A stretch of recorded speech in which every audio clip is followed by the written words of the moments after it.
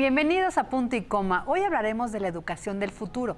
El modelo del maestro frente al pizarrón con los alumnos repitiendo la lección está quedando atrás. Es que la educación ya no puede aplicarse sin la tecnología y todas las herramientas que nos da la nueva tecnología y las nuevas formas de aprender con la tecnología. Entonces vamos a empezar hoy nuestro programa. Bienvenidos. ¿Se ha puesto a pensar cómo será la educación en el futuro? Desde hace varios años la tecnología es parte de los métodos de estudio, por lo que los profesores deben actualizarse, no solo en su materia, sino en la pedagogía apegada a la tecnología. Ahora los nuevos docentes desde la educación básica deben ser guías que ayuden a los alumnos a dejar de ser solo receptores pasivos y fomentar que naveguen entre la información disponible, además de razonar y crear soluciones, incluso de manera virtual. Los maestros deben ser capaces de fomentar en sus alumnos la capacidad de innovar para que hagan frente a los retos de un mundo en el que los cambios constantes y vertiginosos, así como la tecnología, que será parte de su día a día. Dentro y fuera del aula, las formas de comunicarse comprenden el mundo virtual, por lo que debe realizarse de forma efectiva. Y es que la mayor tendencia hacia los próximos años está en la inteligencia artificial.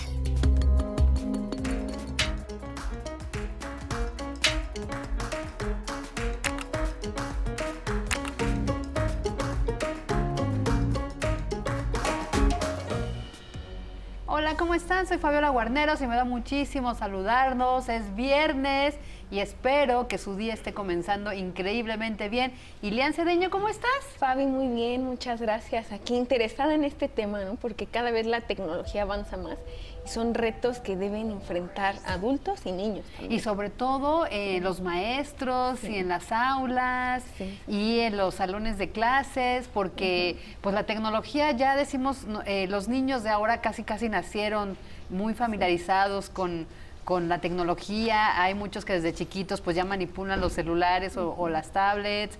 Hay otros niños, han pasado videos que incluso los niños cuando empiezan a hojear una revista, a la imagen le hacen así con el dedo, pensando que van a pasar la imagen, ¿no? Pero bueno, hay muchas herramientas de la tecnología que nos pueden ayudar a mejores procesos educativos, a que las generaciones de los antiguos maestros con las nuevas, pues en lugar de que se divorcien, se reconcilien a través de las tecnologías. Y para esto, pues nos acompaña hoy Ernesto Núñez. Él es director de contenidos de 1I. Y es una propuesta, Ernesto, bienvenidos, muy interesante. Gracias. Por eso los trajimos, porque ¿qué están asesorando a los maestros, generando nuevos contenidos? Platícanos, Ernesto, bienvenido. Bueno, muchas gracias por la invitación. Pues te platico, 1I es una empresa, es una iniciativa, nos gusta vernos como un proyecto de evolución educativa. Nace hace casi 10 años dentro del Grupo Santillana. Todos conocemos el Grupo Santillana, creo que todos estudiamos en algún momento con algún material del Grupo Santillana. Y hace 10 años lo que hicimos fue replantearnos completamente el modelo educativo, ¿no? A partir de los resultados de PISA, conocemos bien los resultados de PISA en toda Latinoamérica, nos planteamos una reflexión de qué podemos hacer para llevar la educación a otros niveles. Y bueno, por supuesto, volteamos a ver Finlandia, que siempre está, ustedes saben, en el ranking, en el top del ranking mundial, pero también fuimos a ver qué pasaba en Estonia, en Corea del Sur, en Singapur, los jesuitas con el Horizonte 2020 en Cataluña. Y lo que hicimos fue meternos a estudiar durante mucho tiempo cómo podíamos inspirarnos en estos líderes del ranking mundial y crear un modelo que fuera absolutamente disruptivo, innovador en las condiciones de México y América Latina. Y por supuesto tomamos la tecnología, pero no solo la tecnología, sino la pedagogía, una pedagogía profunda como bandera. Y entonces añadimos a nuestro proyecto el movimiento Maker, por ejemplo, ¿no? Este movimiento mundial de aprender haciendo, regresar al origen y pues exponer y empujar a nuestros alumnos a que empiecen a hacer cosas distintas, ¿no? Básicamente eso. Ahora, este proyecto, tienen 10 años con Grupo Santillana impulsándolo. Sin embargo, siento que no ha permeado, no ha llegado a todas las escuelas o a todos los lugares donde debería estar, que es justamente el salón de clases o en la preparación de los maestros. ¿Cómo lo han estado implementando? Entiendo que hay en algunas escuelas públicas programas pilotos. ¿Ocurre más en las particulares? A ver, platícanos. Sí, mira, bueno, 1I es un modelo que se ha enfocado o nació pensado en la escuela privada, ¿no? Ahora tenemos afortunadamente 2 pilotos en Puebla y en Morelos, en la escuela pública, lo cual nos da mucho gusto. Hemos llegado mediante fundaciones y mediante el gobierno estatal. Y lo que hacemos es, bueno, un modelo que pone varios componentes en las manos del colegio y de los maestros, ¿no? Tenemos un modelo de contenidos absolutamente disruptivos, transversales, significativos, absolutamente trascendentales, para despertar la curiosidad en el alumno, ¿no? Nos interesa mucho que dejemos de ver el adjetivo y la célula y estas cosas, estos temas que nosotros estudiamos pues cuando fuimos a la escuela, y pongamos grandes problemas sobre la mesa, ¿no? Por ejemplo, te voy a poner un ejemplo. A los niños de tercero de primaria les preguntamos, ¿cuál es el taco más mexicano? Y entonces, si tú recibes esa pregunta, si alguien te pregunta, ¿cuál es el taco más mexicano? ¿Tú qué me dirías? Pues el taco al pastor. Yo también pensé tú, en Liliana, el mismo. el taco al pastor. Pero además porque estamos en la Ciudad de Sí, México. claro. Pero ¿qué pasaría si le preguntamos a alguien en Yucatán, ¿cuál es el taco más mexicano? Pues igual, no sé, la cochinita. Y sal de cochinita. ¿no? Y entonces lo que hacemos... creo que en Morelos, los acorazados, algo así. Los acorazados. Ajá, y si te vas al norte de asada, ¿no? Claro, sí. Entonces, lo interesante de este tipo de preguntas es que a partir de esas grandes preguntas podemos ver geografía, ¿no? Ok. Por supuesto, vemos regiones y podemos ver matemáticas, ¿no? La cantidad de ingredientes, los gramos. Y en ciencias podemos ver nutrición, ¿no? Qué tan nutritivo es un taco. Sí. Y entonces lo que hacemos es ponemos grandes preguntas. Este que les puse es un ejemplo de tercero de primaria. Ajá, sí. A eso nos referimos con transversalidad y contenidos que enganchan a los alumnos. Y en secundaria, por ejemplo, tenemos un proyecto absolutamente disruptivo que además dentro del grupo Santillana ha causado conmoción e interés, y el resto de los países dice, quiero ese modelo, porque lo que hacemos es contar historias.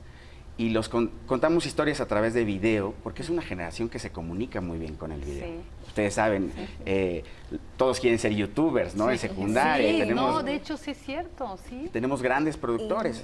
Y lo que hicimos en el proyecto de secundaria fue traer una industria que no había estado antes en educación, que es la industria del cine y del entretenimiento. Entonces estamos haciendo con cineastas historias para contarles cuál puede ser el futuro de la humanidad. Y entonces les decimos, ¿qué pasaría si mañana nos quedáramos sin agua? Les contamos una historia y luego los ponemos a ellos en un proyecto cinematográfico. Los alumnos empiezan a ver otra vez desde matemáticas, de ciencias, de geografía, de historia, empiezan a contar historias que se relacionan con el futuro, ¿no? Con los Global Goals de la ONU, que ustedes conocen bien, ¿no? Esos 17 grandes desafíos que tenemos mundiales. Nosotros trabajamos con esos desafíos desde el preescolar hasta la secundaria. Wow. Hablando de desafíos, Ernesto, me gustaría regresar un poquito a lo que mencionaste al inicio del programa.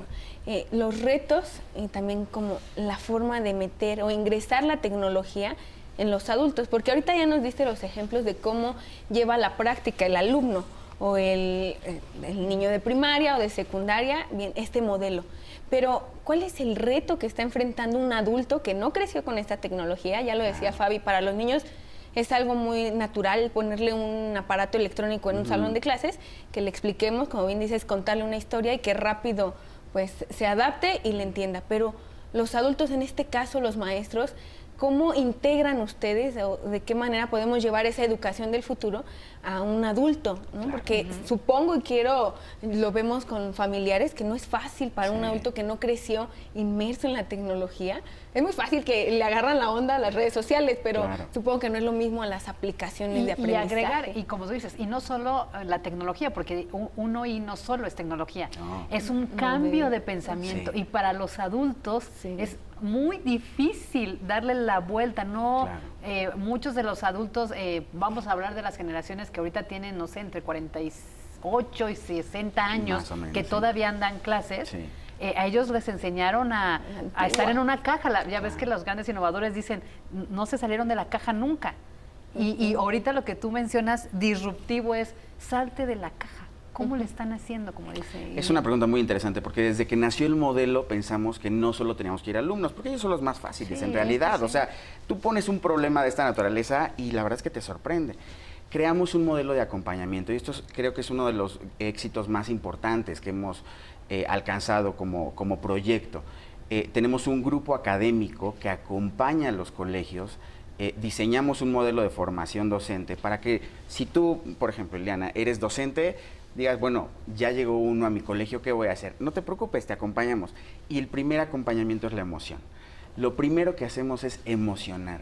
Vamos a hacer un cambio en tu práctica docente porque queremos transformar la educación de este país, ¿no? Y tú, maestro, eres la pieza clave, ¿no? Y después vamos también con papás, pero el primer agente que tocamos es el maestro y lo emocionamos y decimos, mira, llegó la tecnología y llegó la pedagogía acompañada de la tecnología y entonces tenemos un modelo que los va acompañando paso a paso. Les decimos, primero tienes que formarte en esto, usa el iPad. Por ejemplo, tenemos una de nuestras grandes alianzas, que no es menor, es con Apple Education, este gigante tecnológico, es uno de nuestros aliados. Desde que nacimos casi al mismo tiempo de la mano del iPad. Entonces, Apple ha sido un gran aliado para nosotros en este modelo. Y así es como vamos emocionando primero al maestro y después lo vamos acompañando. Y por supuesto, es un proceso. Tratar de cambiar la educación no es una tarea fácil, me parece que es una tarea valiente. Nosotros decimos, es una tarea valiente, urgente, impostergable.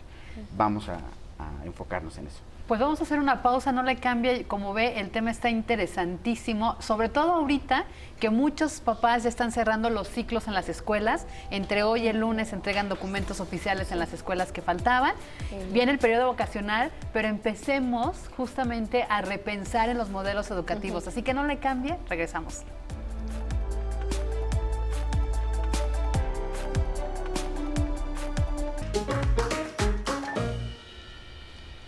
Ya nos platicaba antes de irnos a corte, Ernesto, ¿cuál es esta combinación que hacen entre pedagogía y tecnología, ¿no? Hemos estado acostumbrados por años a ver métodos pues muy duros y muy estrictos en el sentido de la educación. Y ahorita, ¿cómo enfrenta este reto un maestro y también cómo lo enfrenta un alumno? Ernesto, nos quedamos también en la parte de llevar este método, este modelo, a escuelas públicas, privadas, y qué obstáculos han encontrado, cuál es el mayor obstáculo que encuentran a la hora de tratar de impregnar estas ideas, de llevarlas y materializarlas, ¿no? Mira, yo creo que hay una resistencia natural al cambio, ¿no? Y eso lo trabajamos mucho, por eso les decía que empezamos emocionando a los maestros, ¿no? Porque es distinto si tú te enfrentas o te vinculas con el cambio desde la emoción o desde el miedo o la imposición. Entonces, pues por supuesto, el miedo al cambio es el principal obstáculo. Después vienen otros cambios que tienen que ver más de corte administrativo, ¿no? Como una planeación que tú estás acostumbrado a hacer tradicionalmente, ahora cómo lo transformas, ¿no? Cómo lo transformas a estas nuevas prácticas. Por ejemplo, tenemos alrededor de 150 aulas maker en el país, que es un logro importantísimo. Estos espacios maker son espacios donde los alumnos van a aprender haciendo, es decir, y ves a niños de primer grado de primaria con los lentes de seguridad, ¿no? Con guantes, usando un martillo o una sierra. Y claro, por supuesto, quizá tú como mamá dices, ¿cómo mi hijo de primer grado va a usar una sierra, ¿no? Y eso los emociona muchísimo a los alumnos. Y a partir de ahí, ellos mismos dicen, sé los cuidados que debo tener, ¿no? Entonces, hay obstáculos, por supuesto, administrativos, pero también, por ejemplo, obstáculos que tienen que ver con nuestras prácticas. Es como si yo les dijera a ustedes, a partir de mañana, olvídense de todo lo que saben, desaprendan y aprendan nuevas prácticas. Por supuesto que va a haber cambios en el camino, pero cuando empiezas a ver resultados, como los que hemos visto, es mucho más fácil el camino. Oye, Ernesto, ahorita quiero que nos des un poquito más de detalles de qué es un aula maker, de dónde viene el nombre y qué tipo de herramientas hay, porque de verdad, o sea, no estamos tan familiarizados con este tipo de incluso de nombres, ¿no? Y te lo platico porque en todas estas nuevas enseñanzas para los padres, ¿no? de familia, sobre cómo educar a los hijos, apenas están pues haciéndoles caso a todos aquellos pedagogos, psicólogos que te están diciendo desaprende, quítate los grilletes que te hayas de tu infancia, de tus abuelos, y sé un papá diferente, enseña diferente. Y en uno de esos, se llaman paternidades efectivas. De verdad, chequen, hay muchas propuestas, hay muchos expertos en estos temas.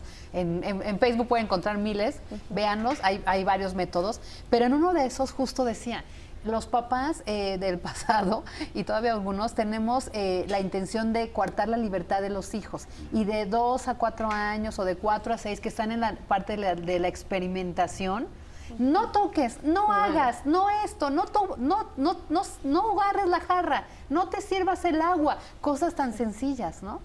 Cuando lo que te enseñan es, olvídalo, ello lo puede hacer, lo estás haciendo inútil, confía en él, dile cómo, no le digas no, mejor dile cómo, de qué manera, ¿no?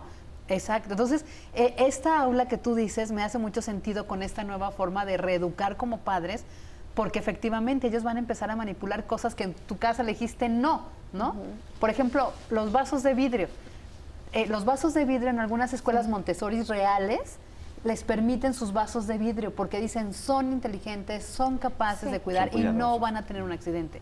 Y en la casa les dejamos los de plástico hasta los años. ¿No? Hasta los 18. Entonces, explique ese concepto de aula. Mira, nosotros entregamos 3 cosas. Si lo queremos reducir, así. A ver, ¿ustedes qué entregan, no? ¿Qué son? Nosotros entregamos pedagogía, porque el proyecto social de la escuela tiene que recuperarse, entonces, y todo el proceso de formación pedagógica para maestros. Pedagogía, contenidos, que es esto que les acabo de contar, ¿no? El tipo de contenidos que llegan, que son impresos, digitales, maker y demás, y ambientes. Y en los ambientes tenemos varios tipos de ambientes. Por supuesto, el primer ambiente es digital. Nosotros hacemos una inversión en el colegio para digitalizar todo el colegio, toda la infraestructura del colegio, la ponemos nosotros. Bilingüe, porque creemos en ciudadanos globales, entonces nosotros desarrollamos un programa que además está avalado y certificado y evaluado por Cambridge y por ETS. Tenemos estos 2 grandes nombres de la certificación en inglés. Y ambiente maker. Ahora hablamos de ambiente media y ambiente challenge. Es decir, si ustedes recuerdan o piensan en un colegio tradicional, son cajas de zapatos los colegios. Es decir, los salones son repeticiones de espacios que no cambian, ¿no? Pueden pasar interacciones sociales distintas dentro del aula, pero en general son las mismas. Papel, colores y tal. ¿Qué hacemos nosotros? Nos aliamos con Space, uno de los despachos de diseño más importantes y que se ha metido a estudiar espacios en educación. Les ponemos a los colegios este despacho de diseño arquitectónico y construimos el Aula Maker. Y el Aula Maker es derribar arquitecturas de este tipo tradicionales. Mobiliario, tenemos un acuerdo, una alianza con Steelcase, que tienen unos muebles preciosos para educación. Entonces, este espacio maker tiene distintas áreas. Áreas para investigar, áreas para discutir, y hay un área muy interesante que es para construir. Y en esta área para construir tenemos sierras, martillos, pinzas, cosas para juntar circuitos, en fin, es un espacio de construcción, ¿no? Y es donde pues más cuidado hay que tener, porque siempre recomendamos, y en general en estas 150 aulas que tenemos en todo México, hay un Maker Expert que pone el colegio, que nosotros capacitamos, que acompañamos constantemente. Y bueno, la emoción que genera los alumnos, ya verán en nuestra página, en nuestro Facebook, ¿no? Nuestras redes, los alumnos emocionadísimos yendo el día que les toca o la hora que les toca en este nuevo espacio. Y además como papás, ¿no? Digamos, ¿quién no quisiera aprender en ese entorno? Ahora, vamos por pasos para ir entendiendo, porque creo que es un tema que no solo interesa a los papás y que nos están viendo, este es un horario muy, muy temprano para mamás, para familias, pero también nos siguen muchos profesores. De verdad, Ernesto, tenemos una gran, por los diversos temas que tocamos de programa, nos siguen muchos profesores. Al profesor que nos está viendo y que trabaja en una escuela pública o en una escuela privada y que le gustaría incorporar esto, ¿qué les dirías? A ver, pedagogía, ¿cómo? les dan cursos previos, les enseñan a manejar los materiales, les dan pues los temarios, Sí, por cómo supuesto. se acercan a la escuela. Mira, todo empieza por este momento de bienvenida, de emoción. Ajá. Vamos a cambiar la educación juntos, ¿no? Que esa es la bandera más importante. Queremos transformar, evolucionar la educación. Y entonces el primer agente es el maestro. Y entonces al maestro le decimos, este es tu camino. Primero vamos a estudiar pedagogías de tendencia internacional. ¿Qué pasa con Finlandia y el Phenomenon-Based Learning, por ejemplo, ¿no? ¿Qué es esto del Phenomenon-Based Learning? Y ahora, ¿cómo podemos aterrizarlo acá? ¿Qué pasa en Singapur, en Corea, los jesuitas con el Horizonte 2020, ¿no? Hay una corriente que nosotros llevamos trabajando 10 años más o menos, desde que nació el programa, que es habilidades emocionales. Seguramente ustedes han escuchado hablar de mindfulness. Es una especie de mindfulness educativo para que los alumnos aprendan a conectar otra vez, ¿no? Y entonces todo eso formamos al docente para que él empiece a incorporar en su práctica docente cada día la pedagogía, el trabajo con los nuevos contenidos, porque claro, hay que enseñar cómo ir del impreso a lo digital, a la plataforma, ¿no? Siempre ponemos el ejemplo en el equipo. Vamos a pensar en Miss Juanita, ¿no? Miss Juanita, que tiene 48 años, que ha estado pues ya muchos años en la docencia. Pensemos en ella. ¿Cuál es el camino fácil para ella? Y entonces, a partir de ahí, pues creamos los contenidos, los procesos de formación, en fin, creamos todo el mapeo para que Miss Juanita, que es esta maestra que quiere cambiar, ¿no? Pueda tener un camino fácil. Miren, ahí en la pantalla estamos viendo una de las aulas. A ver, Dino, ¿qué tipo de aula es esta? Esta es una aula maker. Ajá. Ahí vemos componentes de challenge. Debe ser este espacio que llamamos 1 eLab. Ajá. Y este 1 eLab, ahí decía 130, decía 150 porque este año abrimos más. Ajá. El 1 eLab tiene, ahí ven el diseño, los colores, ahí está una cortadora, ¿no? Ajá, Ya ven los lentes, guantes, los guantes con los niños. Este maker, por ejemplo, va muy enfocado en primaria. Ajá. Y luego para secundaria, y a ustedes como comunicadoras les va a encantar esto, para secundaria tenemos un espacio que se llama Media Club. Y entonces les ponemos esto, les ponemos cámaras, les ponemos cromas, micrófonos, iluminadores, para que ellos empiecen a contar historias, ¿no? Y empiecen a enfrentarse a la comunicación verbal, pero además se reparten roles. Algunos serán conductores, actores, otros será el productor, otro el director, camarógrafo, continuista. Y esto lo que ha desatado es una emoción en los alumnos de secundaria por decir, estoy haciendo algo que no sabía que podía hacer en matemáticas, en ciencias, en español. Y la verdad es que la emoción se palpa en los alumnos. Y que rompe justamente con ese modelo tradicional de solo enfocarnos en cuadernos, en lo que mencionábamos, cartulinas, papel bond y mapas conceptuales, ¿no? Ahorita están enfrentando esa tecnología y que también creo que tiene que ver la vocación. Y me gustaría regresar después del corte, tenemos que ir a una pausa, pero regresar con esto. ¿Cómo hay maestros que aunque haya limitaciones de manera administrativa, de manera legal o las que encuentren en una institución, buscan la manera de llevar a sus alumnos a otro nivel? Exacto. Al volver, continuamos.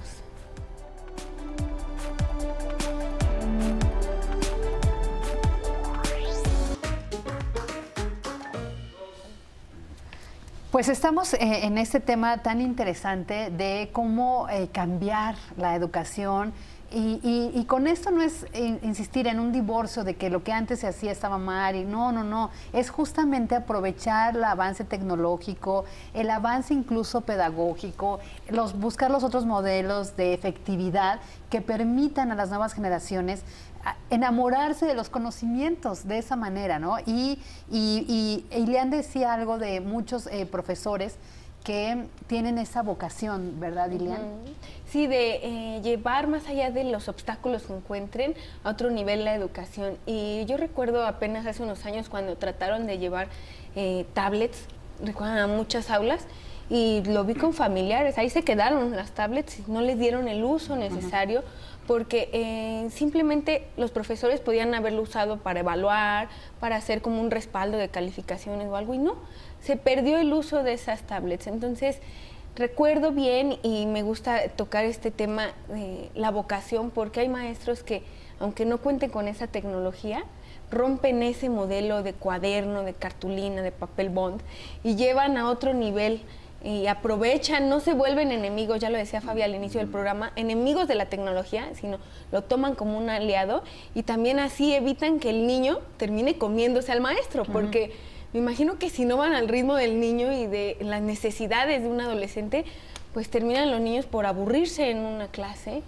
por no encontrar ese aprendizaje al final del día y se llevan tareas y tareas a casa que pues ya se ha comprobado, no siempre es aprendizaje, sino memorización.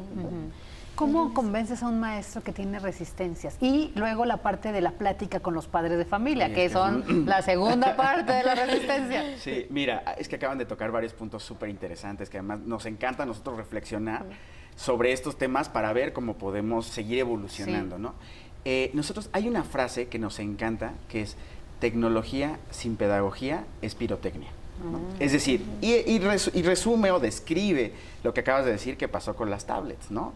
Y en general con todos los proyectos gubernamentales desde Enciclomedia, que hay mucha tecnología o hay una apuesta por la tecnología, pero no hay pedagogía detrás, ¿no? Y entonces, lo primero que hay que hacer es enamorar al maestro y decirle: a ver, maestro, vamos a ir juntos a evolucionar tu práctica docente, ¿no?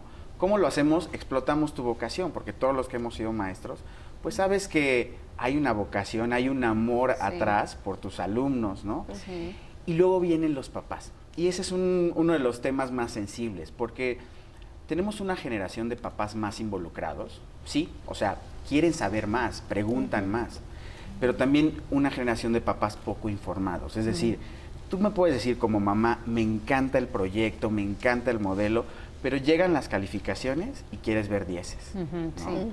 O vienen estas pruebas nacionales como Enlace, Planea y estas otras, y si el colegio no sale en el ranking de los 10 primeros, dices: uy, no, ya bajó el rendimiento académico, ¿no?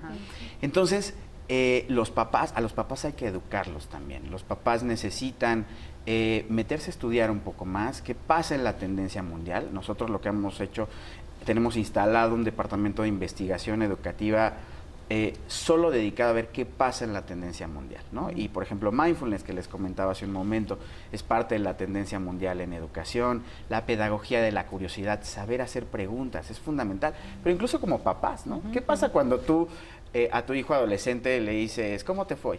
¿Qué te contesta? Bien. ¿Qué hiciste? Nada. Ahí está, son las dos preguntas, pero ¿qué pasa con y eso yo lo platico con papás y en todo el país, yo creo que me atrevo a decir que en todo el mundo, son las respuestas que recibimos, pero porque las preguntas no son las adecuadas, ¿no? Hay que aprender a hacer preguntas con pedagogía de la curiosidad.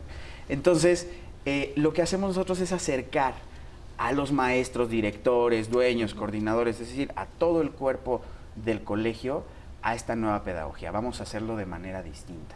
Por ejemplo, tienes mucha razón y los papás a veces somos una cosita de lo peor. Porque en aras de estar al pendiente de lo que están aprendiendo nuestros hijos, a veces somos metiches, a veces pues opinamos sin ver y hay muchas preguntas de mamás de, por ejemplo, hoy solo llevan la estuchera con colores, pegamento, y la mamá: ¿y qué van a hacer? Como si que eso no fuera nada que hacer. Cada que oigo que a una mamá le pregunta al maestro: ¿y qué hicieron hoy? Me dan ganas de decir: ojalá un día te pararas las 8 horas o las 4 que están en el aula y vieras que hay otras formas de aprender. Igual ven los cuadernos, ¿no? Oh, esta maestra no trabaja porque no ven el cuaderno lleno de planas. Cuando el niño a lo mejor ya sabe exponer, presenta proyectos, ¿no? Ahora están mucho, a pesar de que no tienen estos proyectos como 1I, están ya exponiendo. Hay muchas maestras, como dice Ilian, que dan su vida y que están buscando otros métodos y empiezan a fomentar el que participen, expongan, en que haya discusión y a lo mejor en ese ratito del tema a discutir, en el que todos participan, pues se llevó a la maestra 1 hora en organizarlos y en esa hora no hizo 5 planas. Entonces llega al cuaderno y no están las 5 planas y los papás, pues no trabajó. Claro, o sea, es ese cambio, ¿no? Y ese, por ejemplo, a los maestros tienen que asumir, y lo que decías de la vocación, tienen que asumir que el rol cambia. Dejan de ser aquellos guías, gurús, poseedores del conocimiento que dictan, y bueno, ¿se acuerdan de los dictados, no? Les voy a dictar, y entonces eran los transmisores del conocimiento. El rol cambió, el maestro ahora acompaña al alumno en su aprendizaje, ¿no? No quiere decir que es el que sepa todo de matemáticas o de ciencias, no. Por supuesto debe saber, porque la base es el conocimiento, pero es cómo ayudo a mis alumnos, yo como maestro, cómo ayudo a que ellos construyan el aprendizaje juntos, o a veces individualmente, porque todos tenemos ritmos y estilos de aprendizaje distintos. Quizá tú eres más visual, ¿no? Quizá a ti te gusta escuchar música. Las inteligencias, nuestro último congreso de directores fue uno de los congresos más interesantes que hayamos tenido. Hablamos de la inteligencia del futuro, ¿no? ¿Qué significa inteligencia? Eso que nos hace tan humanos, es el rasgo quizá más importante del ser humano, ¿no? Lo que nos hace ser humanos. ¿Qué significa inteligencia ahora a la luz de la inteligencia artificial, por ejemplo, ¿no? ¿O qué otros tipos de inteligencias conocen? Entonces, todos estos temas los ponemos sobre la mesa y los formamos. Y también le decimos al maestro, te toca estudiar. Claro, No porque lleves 20 años no necesites estudiar. Es más, porque llevas 20 años, hace falta que actualizarse. Y que también es un beneficio, regresando un poquito para los papás, que no quieren ver muchos, ya no es como materializar, como decía Fabi, en un cuaderno o en maquetas que era antes, ¿no? También porque ya se las venden hechas. Sí, ya. Claro, la verdad. Sí, el otro día fui al centro, en serio, en esa calle donde venden todo lo de la papelería, y te lo juro que me sorprendí porque ya las venden hechas de todo lo que tú quieras. Y bien bonita. Y bien bonita. Entonces ya hasta ni aprendes, ¿no? No, incluso hasta los papás querían ver, o siempre hemos querido ver resultados que podamos tocar, ¿no? Y la tecnología y no pelearnos con ello también nos da un horizonte mayor, porque podemos ver que si nuestro hijo a lo mejor no es visual, no es de repeticiones, es distinto, porque hay niños que te sorprenden que no participa en clases pero saca 10, o viceversa, el que siempre opina y siempre participa y sale mal y no aprendió nada. Hay diferente aprendizaje, pero entonces como papás ver esa parte positiva, que entonces yo puedo encontrar en internet el proyecto que hizo mi hijo, o nada más viendo un link ya sabré cuánto logró, qué avanzó. O simplemente va a regresar a su casa emocionado porque hizo algo en estas aulas maravillosas, algo distinto. Porque pasa, los niños llegan a contar lo que les emocionó, de verdad. Si los papás estamos muy receptivos y atentos escuchando a nuestros hijos, cuando llegan contando algo, es porque les emocionó, les llamó la atención y quieren investigar más, ¿no? Los enganchó, ¿no? Exacto. Yo creo que como papás tenemos la obligación de preguntar cuál es el modelo con el que estudia mi hijo. Más allá de cuestionar si está lleno el libro, no, si hizo planas, si sacó 8, sacó 10, ¿no? Es, ¿qué estoy viendo en mi hijo? Nosotros, por ejemplo, insistimos mucho en nuestros alumnos son comunicadores eficaces, ¿no? Es decir, se saben comunicar porque es la base, ¿no? Para el trabajo colaborativo, es la base para ir hacia afuera, al mundo. Saben también expresar sus emociones y en eso hemos hecho grandes esfuerzos y grandes inversiones en desarrollar programas que los acompañen emocionalmente. Es decir, hoy me siento triste, ¿no? Y quizá eso afecta a mi aprendizaje, sí, claro, ¿no? O, oye, lo que me dijiste, Fabiola, me hizo sentir mal, ¿no? Sí.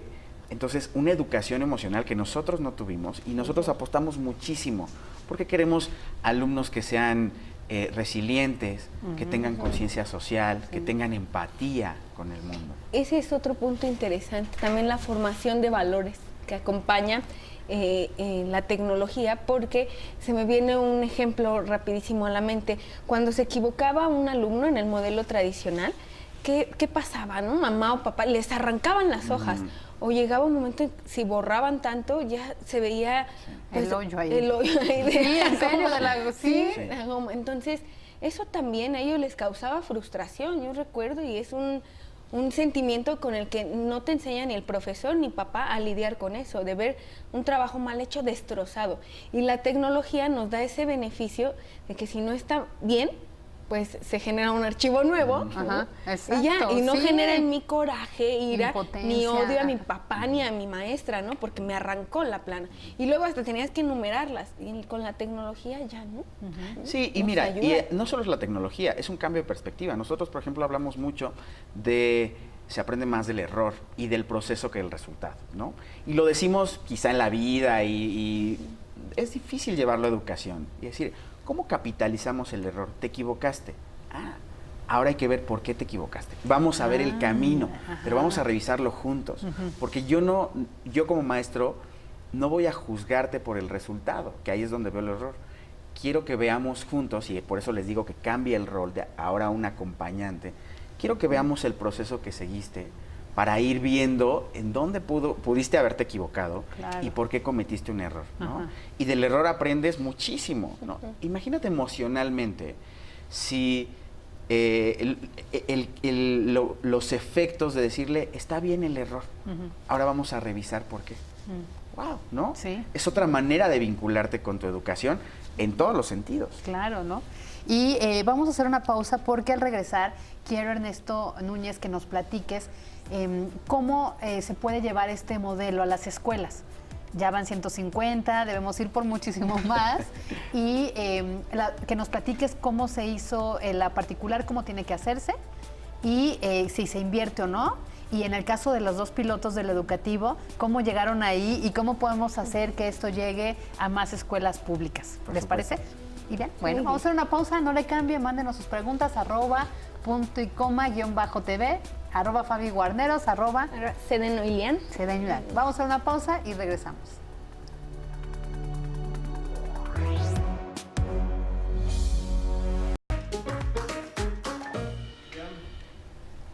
El aprendizaje empírico y esto que habíamos escuchado por muchos años, pero que no materializábamos y que muchos ni siquiera imaginábamos, ¿no? Un taller en la secundaria, Ernesto, Fabi, me recuerda 1 hora a la semana, que era el taller por el que peleabas, ¿no? Sí. Cocina, electricidad, carpintería, ¿no? Ajá. Y era la hora de recreo a la semana para convivir con compañeros de otros grupos.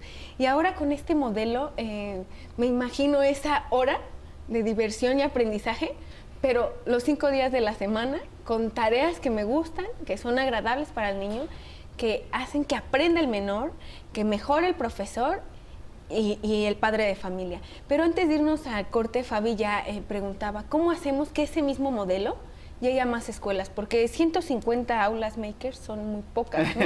Para todo el país, 32 entidades son muy poquitas. Es decir, ¿no? ¿cuál es el proceso? Sí. Vamos primero a las particulares y después nos cuentas la experiencia en las oficiales. Bien. ¿Llegan y se lo ofrecen al cuerpo directivo? ¿Cómo es? Mira, tenemos varias estrategias. Primero quiero aclarar los números. Tenemos alrededor de 150 aulas maker, pero estamos en más de 400 colegios en México. Bueno. Vamos a empezar el ciclo, o sea, de esos más de 400, más de 150 ya tienen estos nuevos espacios, ¿no? Okay. Porque hay una transición, ¿no? Hay una evolución. Esperamos que en algún momento esos más de 400 tengan estos espacios, ¿no? Vamos a empezar en México el siguiente ciclo escolar con alrededor de 125,000 alumnos, ¿no? Alrededor de 10,000 docentes, o sea, eso es solo en México. Si hablamos de América Latina, UNOI, Grupo Santillana, estamos en 22 países, pero el proyecto UNOI, la marca UNOI, estamos en México, Colombia y Brasil. Y entre los 3 países vamos alrededor de 250,000 alumnos, en fin, más de 1,000 escuelas. Ahora, ¿cuál es el proceso? Nosotros invitamos a dueños y directores, pues ya sea a las oficinas, tocamos puertas, hay un equipo de consultores que se dedica a viajar por todo el país tocando puertas para decir, oye, te quiero presentar un modelo de innovación, ¿no? Una vez que logramos que nos abran la puerta, muchas veces los invitamos o vamos nosotros y les contamos, mira, se trata de esto, ¿no?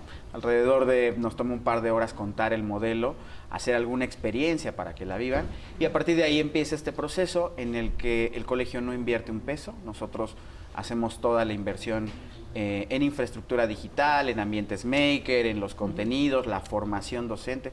Tenemos un coach académico que está una vez al mes en el colegio asegurándose de que todo suceda o que vaya caminando, ¿no? Y ahí responde dudas, alguna cosa que al maestro se le atoró y todo eso. Tenemos 2 eventos muy importantes. El Congreso de Directores es el que les contaba hace un momento, que este año hablamos de las inteligencias del futuro, y a ese congreso invitamos a los líderes educativos, es decir, a quien dirige el proyecto del colegio. Ven, vamos a hablar de los grandes temas en educación.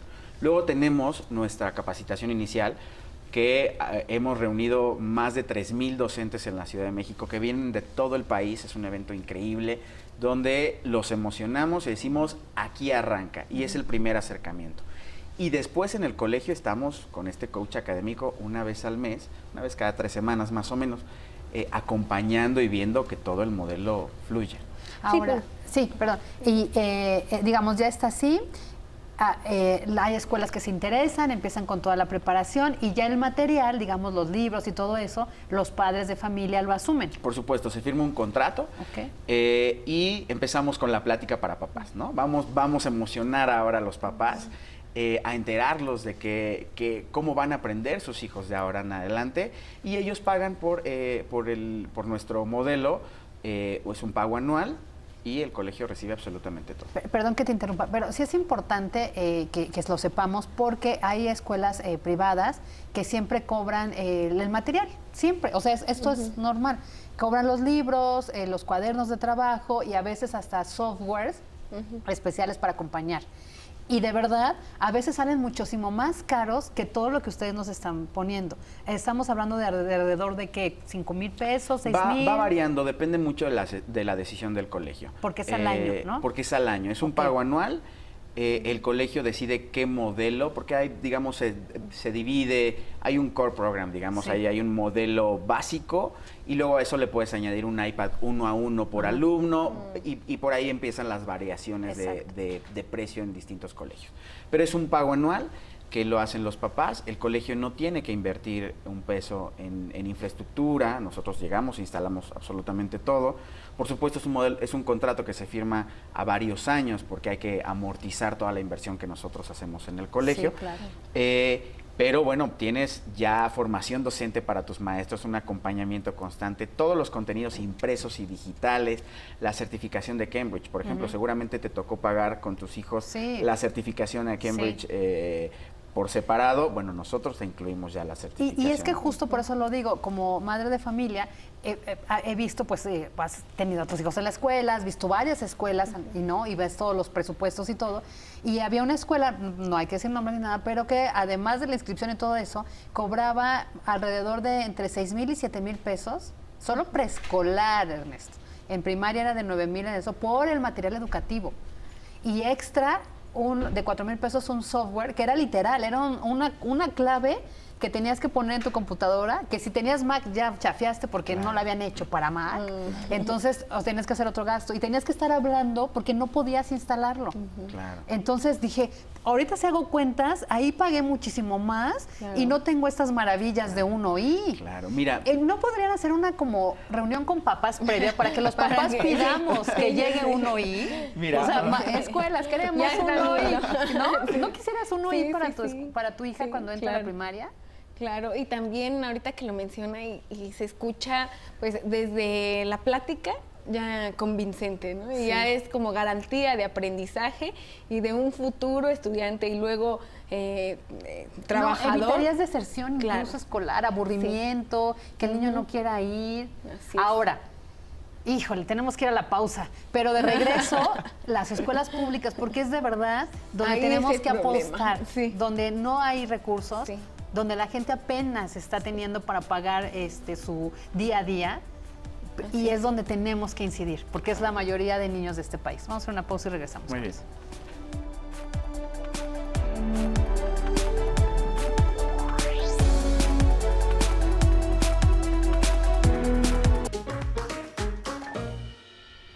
Antes de que se nos acabe el tiempo, Ernesto Núñez, te doy la palabra en escuelas públicas. ¿Cómo? Mira, afortunadamente estamos trabajando con escuelas públicas desde hace un par de años. Una de ellas está en el estado de Morelos. Ha sido de nuestras sorpresas más grandes. La verdad es que los maestros, tenemos varias maneras de medir, nosotros le llamamos la vitalidad digital, ¿no? Que tanto se usan los recursos, y luego también hay cierto tipo de observaciones más subjetivas. lo han hecho increíblemente. La verdad es que ahí llegamos a través de la Secretaría de Educación Pública del Estado de Morelos y con otros colegios, escuelas públicas, hemos llegado mediante fundaciones. Una de ellas es Fundación Azteca, que tiene el plantel Azteca, esta escuela de alto rendimiento en la Ciudad de México, donde estamos, y también en el estado de Puebla, y Guanajuato, me parece que por ahí venía también. En fin, hemos estado tratando de entrar mediante fundaciones. Fundación Banorte también ha estado cerca de nosotros tratando de ver cómo colaboramos, y mediante los gobiernos estatales. Claro. Pues te digo, hay que, como papás, organizarnos para ver si algunas fundaciones pueden apoyar más a estas escuelas públicas. Y la otra, vamos a hacer una petición, una carta abierta al secretario Esteban Moctezuma para que vea estos modelos, ¿no? Y en esta nueva reforma educativa, que de verdad sí se satanizó mucho, si era un cambio, no. Hay que leerla bien, incluso hay temas muy importantes como la inclusión, ¿no? Hay muchos modelos también, ellos en la nueva reforma con esta administración también cambian el concepto de aprender, ¿no? Sí. Entonces sería muy bueno que vieran estos proyectos que se están haciendo, además tienen un avance, ya están probados, hay experiencia. Hay todos los recursos para apoyar a papás, maestros, alumnos, para que llegue a incluso para los niños. Docentes, ¿no? Algo que también dio mucho de qué hablar y que era sí, ¿no? Y la misma falta de información, esa parte de hacerlos parte de la tecnología, de los avances y adaptar el nuevo modelo educativo, ¿no? Eso también. Ernesto Núñez, ¿dónde podemos ver la información de 1I? ¿Cómo nos acercamos? ¿Tienen página de internet? Sí, por supuesto. Googleas 1I, 1 Internacional. Estamos, tenemos una página donde pueden encontrar información de todo tipo, que significa pedagogía, contenidos, ambientes, cuál es nuestro statement, ¿no? O sea, en qué creemos, cuál es nuestro manifiesto pedagógico, cómo acompañamos a papás, cuáles han sido nuestros eventos para papás, para directores, en fin, ahí van a encontrar toda la información. Y en nuestras redes sociales, en Twitter nos encuentran y en Facebook como 1 Internacional, y ahí posteamos constantemente información que sirve para todos. ¿Está 1 Internacional o 1I? 1I o 1 Internacional. Y le buscan y ahí hay... pongan en el buscador 1I y ahí seguro sale. Y ya estuvimos pasando el logo, es el de colores, la página oficial, ¿no? Sí. Para que vean los modelos de aula, se informen, papás, maestros, todos estamos interesados. Hagamos algo, busquemos a las fundaciones. Exijamos que haya una educación de calidad acorde a estas nuevas necesidades. De verdad, hoy los niños son demasiado visuales y también tienen mucho interés en aprender, entonces estas herramientas son indispensables. Sí, y como papás puedes ir al colegio y decir, oye, ¿han evaluado 1I? Exacto. ¿No? Pues muchísimas gracias, Ernesto Núñez, director de contenidos de 1I. Gracias, Ileana Cedeño. Gracias a ustedes por acompañarnos. Quédense en la programación de Excelsior Televisión.